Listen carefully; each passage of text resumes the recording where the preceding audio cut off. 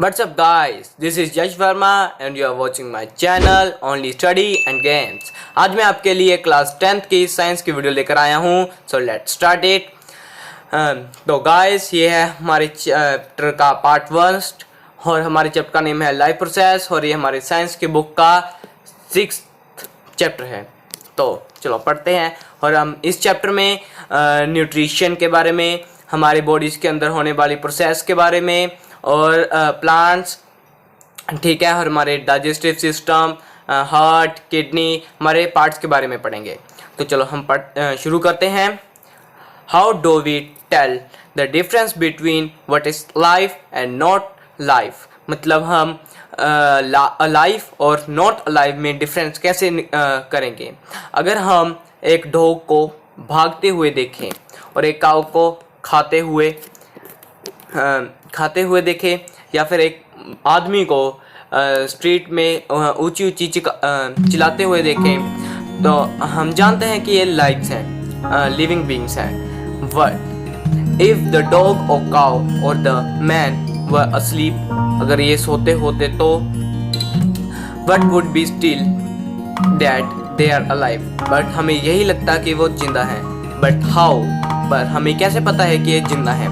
तो हम उनको ब्रीथ करते हुए देखते हैं तो हमें पता लग जाता है कि वे अलाइव हैं। We see them breathing and we know that they are alive.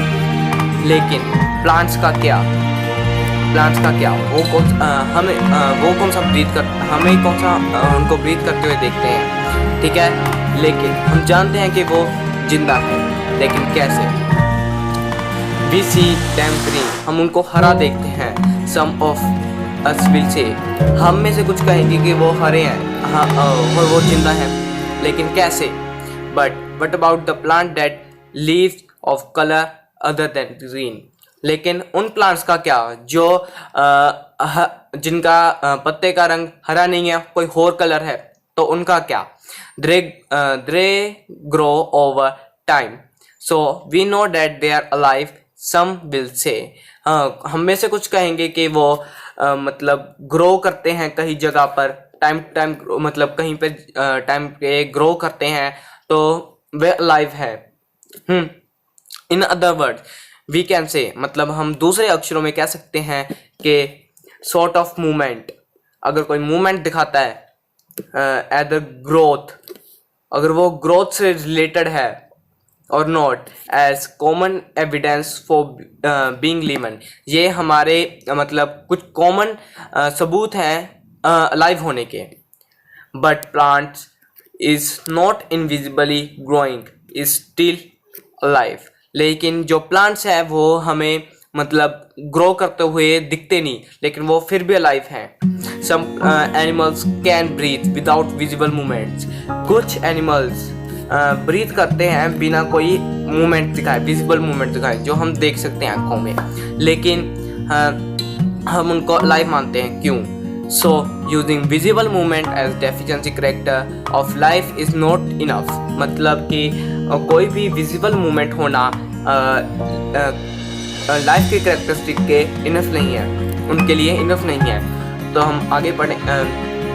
तो movements of are very small scale will be invisible to the naked eyes. Movements of molecules, for example,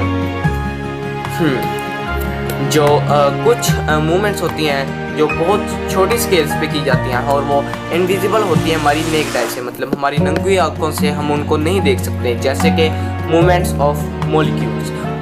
movements of molecules को हम नहीं देख सकते, ठीक है। Is this visible molecule movement necessary for life, क्या ये जो इनविजिबल मॉलिक्यूल्स हैं, मॉलिक्यूलर मूवमेंट है, वो हमारे लाइफ के लिए ज़रूरी हैं।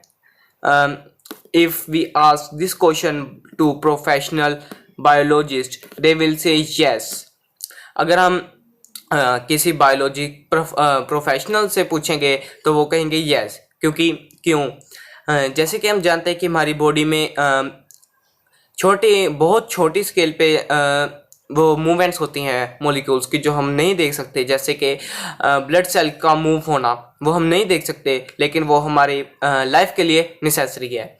In fact In fact, the virus do not show any molecular movement in them until they infect some cell, and that is partly why there is a controversy about whether they are truly alive or not. यानी कि एक fact है कि जो virus है वो कोई भी मोलिकुलर मूवमेंट शो नहीं करते, लेकिन वो फिर भी किसी सेल को इन्फेक्ट कर सकते हैं।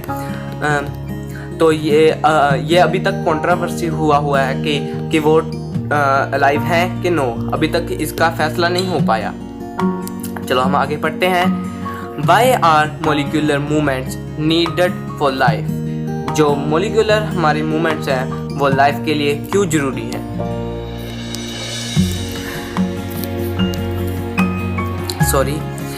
We have seen in earlier classes that living organisms are well organized structure. हमने पिछली क्लासेस में पढ़ा होगा कि जो लिविंग ऑर्गेनिज्म है वो वेल ऑर्गेनाइज्ड स्ट्रक्चर है, मतलब उनके एक वेल ऑर्गेनाइज्ड स्ट्रक्चर है, मतलब उनकी पूरी अच्छी ऑर्गेनाइज्ड बॉडी है, मतलब पूरी अच्छी तरह उनका सारा हम कह सकते हैं कि बॉडी पार्ट्स उनके अच्छी तरह ऑर्गेनाइज्ड किए हुए हैं। They can have tissue have cells have smaller component in them. हाँ, जो के टिश्यूज बने हुए हैं और टिश्यूज के अंदर सेल्स हैं और सेल्स के अंदर छोटे छोटे कंपोनेंट्स हैं, एंड सो ऑन। ठीक है, because of this effect of environment the organised ordered nature to living structure is very likely to keep breathing down over time. ठीक है, if order breaks down the organism will no longer be alive. यानी कि अगर हमारा जो breathing system है वो break हो जाए, मतलब जो हमारा टाइम टू टाइम ब्रीथ होते रहते हैं, अगर वो ब्रेक डाउन हो जाए तो और हमारा ऑर्गेनिज्म है वो ज़्यादा देर तक जिंदा नहीं रह सकता। So living creatures must keep repairing and maintaining their structures. यानी कि जो लिविंग क्रिएचर्स हैं उनको अपने बॉडी पार्ट्स रिपेयर और मेंटेन करने क्या मतलब अपने स्ट्रक्चर को मेंटेन करना बहुत ज़रूरी है। Since all these structures are made up of molecules, they must move molecules around all the time. हम जानते हैं कि ये स्ट्रक्चर्स मॉलिक्यूल्स बने होते हैं और मॉलिक्यूल्स हर वक्त मूव करते रहते हैं हर जगह। What are maintenance processes in the living being? Let us explore. मतलब जो हमारा लिविंग प्रोसेस का मेंटेनेंस है वो हम पढ़ते हैं आगे। What are life processes? Life processes क्या होती हैं? What are life processes? चलो, the maintenance functions of living organism must go even when they are not doing any particular, even when they are just sitting in the class, or even if we are just asleep. This maintenance job has gone to go on. लेकिन उस वक्त तक क्या जो हम जिस वक्त हम कुछ काम नहीं कर रहे होते, या फिर हम क्लास में बैठे होते हैं, या फिर हम सो रहे होते हैं, this maintenance job has go on. ये जो मेंटेनेंस की जॉब है वो हर वक्त चलती रहती है, चाहे हम सो रहे हों, चाहे हम बैठे हों, कुछ भी ना काम कर रहे हों। The processes which together perform this maintenance job are life processes। जो ये मेंटेनेंस लाइफ प्रोसेस जो ये प्रोसेस मेंटेन की जॉब है आर लाइफ प्रोसेसेस, इसको हम लाइफ प्रोसेसेस कहते हैं। Since this maintenance processes are need to prevent damage and break down, energy is needed for them. Maintenance की प्रोसेस के लिए या फिर डैमेज को प्रिवेंट करने के लिए और या फिर उनके ब्रेकडाउन को प्रिवेंट करने के लिए हमें एनर्जी की ज़रूरत होती है। The energy comes from outside of the body of individual organism. जो एनर्जी है वो हमारी बॉडी के बाहर से आती है। जैसे कि हमने खाना खाया तो हमें उससे एनर्जी मिलेगी, ठीक है, यानी कि हमारे बॉडी के अंदर नहीं एनर्जी हमें हम ले सकते हैं उसको, हम बाहर से अगर कोई चीज़ लेंगे एनर्जी, उससे हमें एनर्जी प्रोवाइड होगी, ठीक है। So there must be process और transfer of source of energy from outside the body of the organism.